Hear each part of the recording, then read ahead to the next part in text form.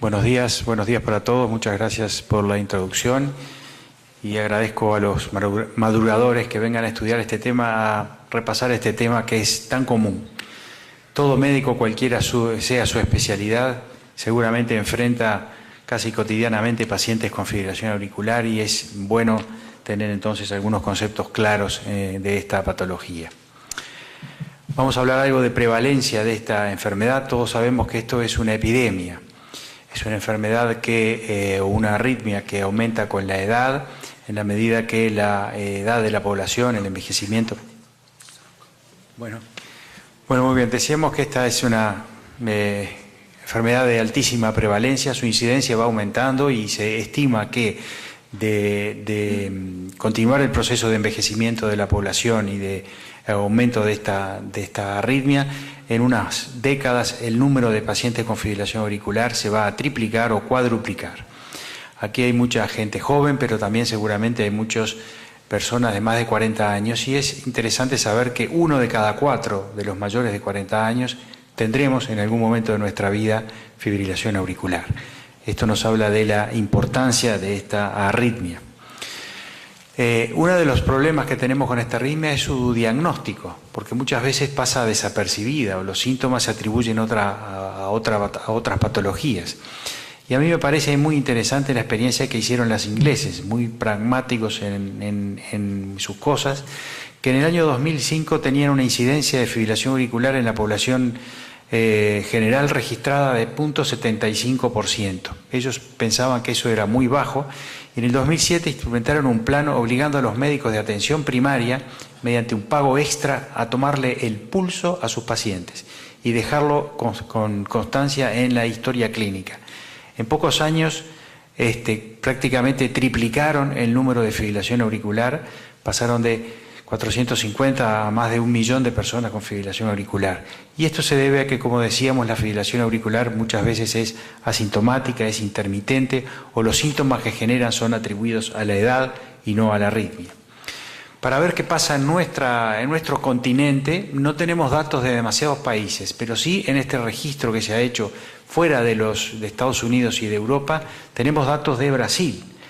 Y en Brasil la prevalencia en la comunidad de fibrilación auricular es 2.4% y en la población hospitalaria es de 8%. Y esa es la prevalencia de fibrilación auricular que se estima hoy día. Entre el 2 y el 3% de la población general tiene fibrilación auricular y esto es un número realmente impresionante. ¿Cuáles son los objetivos generales del manejo del paciente con fibrilación auricular? Y vamos a tratar de referirnos rápidamente a ellos. Prevención de la embolia, de la tromboembolia, alivio sintomático, manejo óptimo de la enfermedad subyacente, control de la frecuencia cardíaca y control del trastorno del ritmo. En cuanto a la prevención de la tromboembolia, algunos datos. Como decíamos, todos sabemos que la incidencia de fibrilación auricular aumenta con la edad. Pero lo que también aumenta con la edad es la proporción de accidentes cerebrovasculares de stroke debidos a fibrilación auricular. Como ustedes ven, en la población de más de 80 años, la enorme mayoría de los strokes son debidos a fibrilación auricular. Y estos son datos de Sudamérica. Todos sabemos, como decíamos ayer, que las enfermedades cardiovasculares son la principal causa de muerte en nuestros países. Y estas son las enfermedades cardiovasculares, mortalidad por enfermedades cardiovasculares en distintos países de Sudamérica. Aquí tenemos Colombia y aquí tenemos Uruguay. La barra verde equivale a otras causas, la barra rosada equivale a mortalidad por cardiopatía isquémica y la azul a accidente cerebrovascular. Como ustedes ven, el accidente cerebrovascular oscila entre el 23 y el 35%. El Uruguay tiene el récord de mortalidad por accidente cerebrovascular entre los países sudamericanos y Colombia está en este año en el 25%.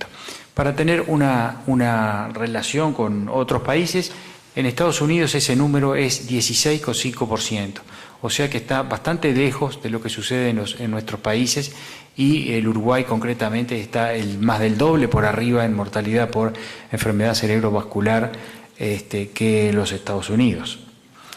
Y todos sabemos que la fibrilación auricular aumenta por 5 el riesgo de accidente cerebrovascular o de stroke. es un número bastante importante, es el factor de riesgo más importante de stroke, esta arritmia. Debemos recordar también que el riesgo de accidente cerebrovascular isquémico es similar, sea la FA paroxística, persistente o permanente. Que el riesgo es similar, sea la FA sintomática o asintomática. Pero además debemos recordar que los accidentes cerebrovasculares vinculados a fibrilación auricular son más graves. Son trombos más grandes que ocluyen arterias más grandes, principalmente del sector anterior, y que dan un infarto isquémico muchísimo más grande. Por lo tanto, dejan más secuelas, tienen mayor mortalidad. Y, por supuesto, tienen tendencia a la recurrencia. Y esto genera costos para el sistema sanitario, impactos sociales que realmente son asombrosos. Por lo cual podemos afirmar que el accidente cerebrovascular es la complicación más severa y devastadora de la fibrilación auricular. Algunos costos de algunos países, aquí tenemos costos de hace unos años en Brasil y Argentina por el tratamiento de accidentes cerebrovasculares, y son costos realmente centenares en dólares que impresionan. Y todos sabemos que tenemos medidas muy útiles para prevenir el accidente cerebrovascular en la fibrilación auricular, y una de las más útiles y que está disponible desde hace más de 50 años es la warfarina. Diversos estudios han demostrado su eficacia en disminuir la incidencia de accidente cerebrovascular en pacientes con fibrilación auricular, y globalmente estos estudios demuestran una disminución del 64% en la incidencia de accidente cerebrovascular con el uso de la warfarina o de las antivitaminas K. Sin embargo, las warfarina y la antivitamina K no se usan, o se usan extremadamente poco, por diversos factores, porque tienen una ventana terapéutica estrecha que exige controles muy seriados, muy cercanos uno de otro, porque el comienzo de acción es lento y la desaparición también, porque tiene metabolismo variable y hay factores genéticos que influyen en ellos, que hay múltiples interacciones con drogas, con alimentos, con alcohol, etcétera, etcétera, y que requieren además un control permanente y un ajuste de dosis permanente. Por estos motivos y por otros, la warfarina disponible, como decíamos, hace más de 50 años, es subutilizada. Y aquí van algunos ejemplos. Estos son ejemplos en atención primaria de salud, de un grupo de pacientes, todos con indicación de anticoagulación en fibrilación auricular. Vemos que el 65% no recibían warfarina, y del 35% que recibían warfarina, solamente el 15% estaban en rango terapéutico. Otro ejemplo, en este caso de Canadá, un registro canadiense, pacientes, más de 500, que tenían fibrilación auricular con indicación de anticoagulación, que ingresan al hospital por un accidente cerebrovascular. Como ustedes ven, 70% recibían terapia antitrombótica, pero solo 40% recibían warfarina. Y de los 40% que recibían warfarina, solo 10% estaban en rango terapéutico.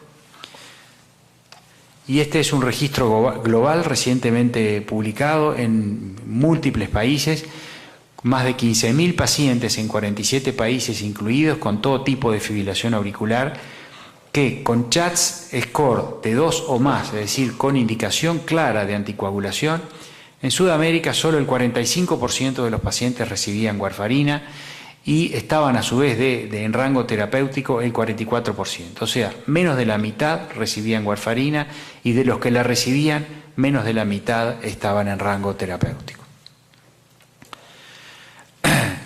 Es bueno entonces recordar las guías actuales de anticoagulación en la fibrilación auricular. Y estas son las guías canadienses de este año, donde vemos que para facilitar la lectura de este cuadro, CHATS 1 y CHATS 2 llevan anticoagulación oral sin dudas. CHATS 0, algunos pacientes también llevan anticoagulación oral a pesar de estar en CHATS 0, si tienen más de 65 años, si son mujeres o si tienen enfermedad vascular. O sea que CHATS 0 no equivale a no anticoagulación si es una mujer, si tiene más de 65 años o si tiene enfermedad vascular periférica, puede o debe recibir anticoagulantes. Si no es así, puede no recibir anticoagulantes o recibir exclusivamente aspirina. Estas son las guías canadienses que se basan todavía en el CHATS. Pero los europeos han establecido el CHAD-VASc, donde agrega otros factores de riesgo, agrega el sexo femenino, la presencia de enfermedad vascular, genera una categoría entre 65 y 75 años, etcétera, etcétera, que ha demostrado una mayor sensibilidad para definir a los pacientes que tienen menor riesgo, es decir, aquellos que tienen muy bajo riesgo de presentar un accidente embólico. Y si vemos este análisis y vemos cómo categoriza en el registro europeo de fibrilación auricular, vemos que el 20% de los pacientes estaban catalogados como CHADS bajo y el 34% como CHADS intermedio o como riesgo intermedio. Quiere decir que más del 55% de los pacientes estaban en una zona gris de riesgo bajo o intermedio, de los cuales 1,4 y 1,9, casi 2%, tuvieron accidente cerebrovascular. Sin embargo, utilizando el CHAD-VASc en este mismo registro, vemos que solamente el 9% de los pacientes estaban en riesgo bajo y el 15% estaba en riesgo intermedio, y de los que estaban en riesgo bajo por el CHAD-VASc, ninguno tuvo accidente cerebrovascular. Es decir, a mí me parece que es realmente valioso agregar en los pacientes que tenemos riesgo límite, CHAD-0 o CHADS-1, agregar el CHAD-VASc para realmente estar seguro de que un paciente es de riesgo bajo y entonces podemos evitar la anticoagulación. Y de acuerdo a esto, el algoritmo europeo de prevención del accidente cerebrovascular en la fibrilación auricular se basa no en definir a quién vamos a anticoagular, sino en definir a quién no vamos a anticoagular. O sea, ante un paciente con fibrilación auricular nosotros tenemos que partir de la base de que deberíamos anticoagularlo. Entonces tenemos que definir si no tenemos que anticoagularlo.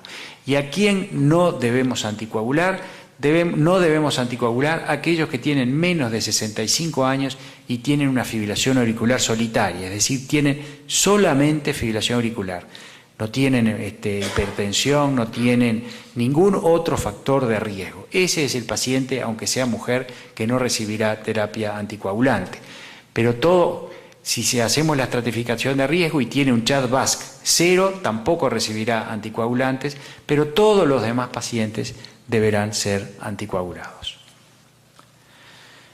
Y obviamente disponemos hoy día de nuevos anticoagulantes que facilitan el manejo de estos pacientes y que han demostrado ser igual o más efectivos que la warfarina, todos con menor incidencia de sangrados intracerebrales, rivaroxaban y apixaban y edoxaban como inhibidores del factor 10A y dabigatran como inhibidor del factor 2A, la trombina, de los cuales creo que están disponibles en nuestros países. Básicamente en mi país está disponible el dabigatran y el rivaroxaban. Cualquiera de esos puede ser utilizado fácilmente con resultados excelentes comparados con la warfarina y con mucha más adherencia y compliance del paciente para su uso. Vamos a referirnos brevemente a dos otros puntos, el alivio sintomático y el control de la frecuencia, que van muchas veces unidos. Es bueno recordar la clasificación de los síntomas en fibrilación auricular que hizo la Sociedad Europea de Arritmias, bueno para poder comunicarnos en las historias, y la escala consta de lo siguiente. En la escala 1, ERA 1 es el paciente que no tiene síntomas, ERA 2 que tiene síntomas leves, ERA 3 que tiene síntomas severos que interfieren con su actividad diaria y ERA 4 que tiene realmente síntomas discapacitantes por su fibrilación auricular. Para controlar la frecuencia ventricular son muy pocas las drogas que usamos y hay que utilizarlas correctamente. Si el paciente tiene insuficiencia cardíaca, los beta bloqueantes más menos digoxina son la droga de elección. Si el paciente tiene enfermedad coronaria, los beta bloqueantes, los anticálcicos o la combinación de estos tratamientos puede ser de utilidad. Y si el paciente no tiene ni insuficiencia cardíaca ni enfermedad coronaria, puede utilizarse cualquiera de estas drogas, beta bloqueantes, anticálcicos o digoxina o una combinación de ellas. Es decir, el control de la frecuencia farmacológico descansa en 3 drogas que debemos utilizarlas de una manera racional y a dosis adecuadas para controlar la frecuencia ventricular. Un estudio reciente demostró que concentrarse en tratar de demostrar clínicamente que la frecuencia está controlada no era mejor que controlar la frecuencia con drogas y guiarse por los síntomas del paciente, es decir, no guiarse por el electrocardiograma, por el Holter, por el test de esfuerzo para ver si la frecuencia estaba bien controlada, sino simplemente por si el paciente tenía síntomas o no tenía síntomas, así tuviera 100 por minuto en condiciones basales. Este es un único estudio que ha generado algún tipo de controversia y que creo yo que debe ser confirmado en el futuro. Obviamente los síntomas son fundamentales para guiar el control de la frecuencia en un paciente con fibrilación auricular permanente, pero también es bueno saber que la frecuencia cardíaca se encuentra dentro de rangos aceptables. Y vamos finalmente a referirnos brevemente a la corrección del trastorno del ritmo. Todos sabemos que existen diversas drogas, pero que ninguna de ellas en el mediano o largo plazo es eficaz. Si bien la amiodarona es la más eficaz de las que tenemos, en el mediano y largo plazo tiene efectos colaterales y tóxicos que hacen que más del 50% de los pacientes en un lapso de 4 años deban abandonarla. Y vamos a repasar lo que dicen las guías actuales, europeas y canadienses, del control del ritmo en los pacientes con fibrilación auricular. Y aquí tenemos el control del ritmo en pacientes sin cardiopatía, ¿verdad? Sin insuficiencia cardíaca y con fracción de eyección normal. Obviamente en estos pacientes podemos utilizar, como en primera instancia, cualquier droga de las que tengamos disponibles. Son pacientes, digamos, fuera de su fibrilación auricular, no tienen cardiopatía, tienen poco riesgo de proarritmia, o sea que podemos utilizar cualquiera de estas drogas.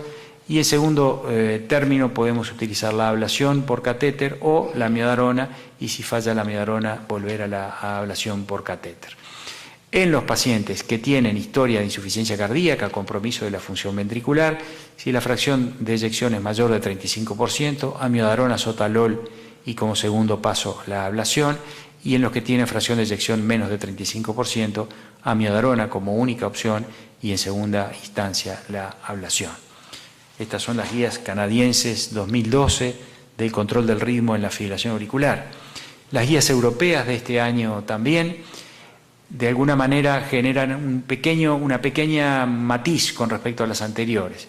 En los pacientes sin cardiopatía estructural, es decir, el primer grupo, pacientes sanos, con fibrilación auricular paroxística, aquí al paciente se le debe dar la opción entre utilizar drogas o ir directamente a la ablación por catéter. Es decir, las guías establecen por primera vez la opción en la fibrilación auricular paroxística de ir directamente a la ablación sin probar por drogas, de acuerdo a los deseos del paciente.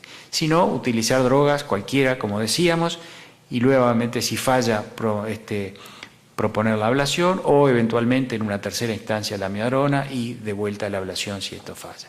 En los pacientes con cardiopatía estructural, si no tienen insuficiencia cardíaca, puede utilizarse drotenedona o sotalol y de acuerdo a la elección del paciente ir a la ablación. Si el paciente tiene insuficiencia cardíaca debido a la fibrilación auricular, o sea, una taquimiocardiopatía, debe plantearse la ablación, siempre utilizando o pudiendo utilizarse como terapia intermedia la amiodarona. O sea que la novedad de estas guías, más allá que en el resto son muy similares, es que en pacientes sin cardiopatía estructural y con FA paroxística se admite el uso como primera opción de la ablación por catéter. Y esto es una tabla que compara la ablación con las drogas antiarrítmicas en este tipo de pacientes. Como ven, son pacientes que tienen fibrilación auricular paroxística o persistente, paroxística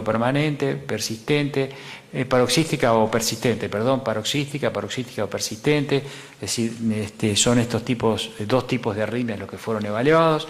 La técnica de ablación utilizada básicamente es el aislamiento de las venas pulmonares, pero en algunos centros se asoció otro tipo de terapias adicionales, además del aislamiento de las venas pulmonares. Y si ustedes ven los resultados en todo lo largo de estos estudios realizados en distintos países y por distintos investigadores, favorecen a la ablación contra las drogas antiarrítmicas.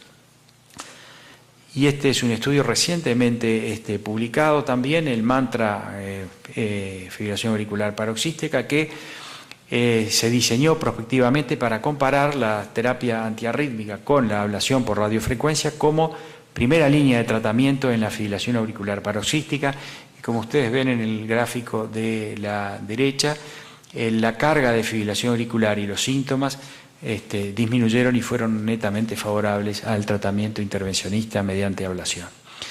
Antes de llegar a esto, nosotros tenemos que tener conciencia en todos nuestros pacientes de adoptar las medidas preventivas,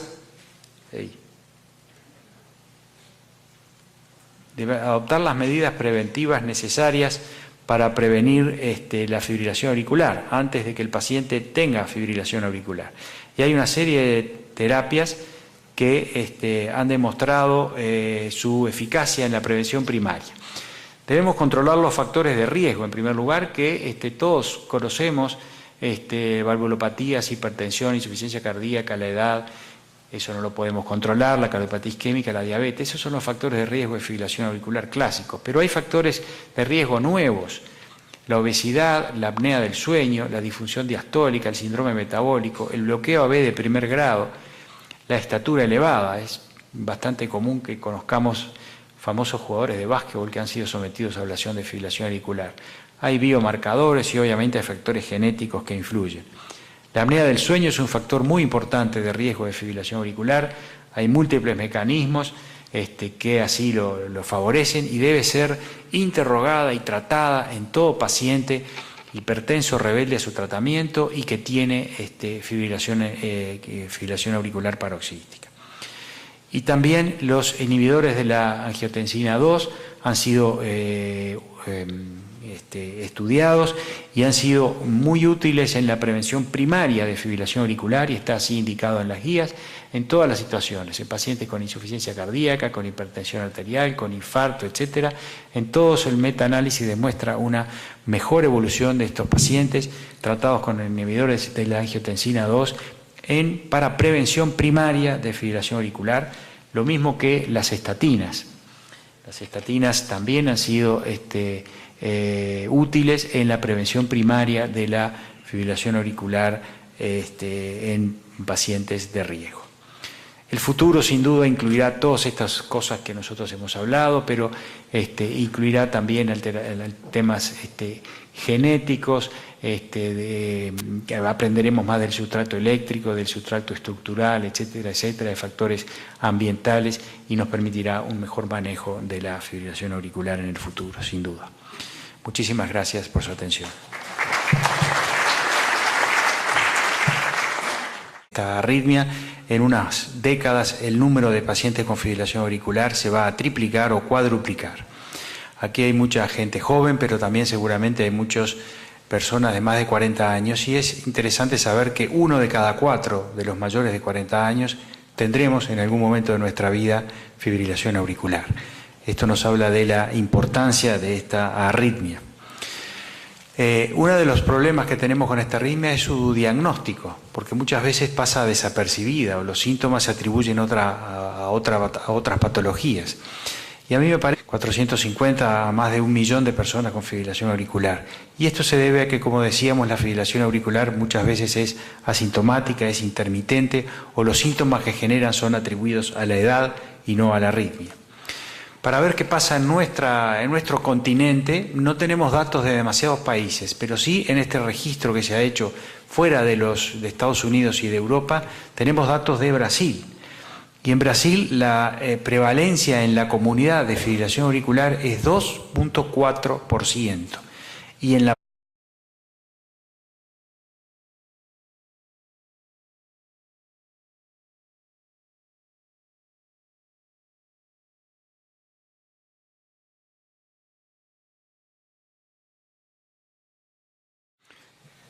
Buenos días para todos, muchas gracias por la introducción y agradezco a los madrugadores que vengan a estudiar este tema, a repasar este tema que es tan común.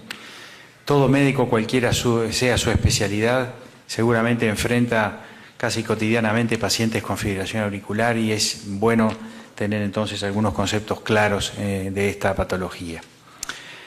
Vamos a hablar algo de prevalencia de esta enfermedad. Todos sabemos que esto es una epidemia. Es una enfermedad o una arritmia que aumenta con la edad, en la medida que la edad de la población, el envejecimiento. Bueno, muy bien, decíamos que esta es una enfermedad de altísima prevalencia, su incidencia va aumentando y se estima que de continuar el proceso de envejecimiento de la población y de aumento de esta. Es muy interesante la experiencia que hicieron los ingleses, muy pragmáticos en sus cosas, que en el año 2005 tenían una incidencia de fibrilación auricular en la población general registrada de 0,75%. Ellos pensaban que eso era muy bajo. En el 2007 instrumentaron un plan obligando a los médicos de atención primaria, mediante un pago extra, a tomarle el pulso a sus pacientes y dejarlo con constancia en la historia clínica. En pocos años prácticamente triplicaron el número de fibrilación auricular, pasaron de